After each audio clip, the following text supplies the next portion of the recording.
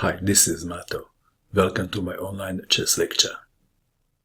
In this video I will show you a game between Kh1 and Alistair Maria. This is a game from the Hosworth Open Tournament 2022. Kyle had white pieces and he started with d4. Alistair played knight to f6, c4, c5, d5. The Benoni opening, maybe.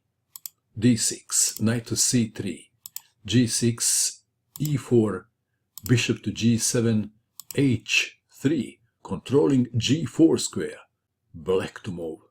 Castling kingside is the most played move. Alistair played h5. This move is not very common in this position. The game continued. Knight to f3, a6, a4, knight from b to d7, bishop to d3, knight to h7, Kyle castled kingside, black to move. Perhaps castling kingside was expected. Alistair played knight to e5. White was probably happy to see this move on the board. Why? Let's see why. Knight takes knight, bishop takes knight, and now f4 is asking to be played. f4, bishop to d4 check, king to h1, black to move. Knight to f8 was played. If castling, then one of the good moves for white in this position is f5. White stands better. Back to our game. Knight to f8 was played. White to move. What would you do in this position if you had white pieces? Player with the white pieces in this game followed the general rule, which says if your opponent in a castle, open the e-file, even if it costs you a pawn. e5 was played. d takes on e5, f takes on e5, bishop takes pawn. Black is a pawn up. The game continued. Knight to e4, queen to c7, queen to e2, lining the queen with the black king, black to move. f6 was played.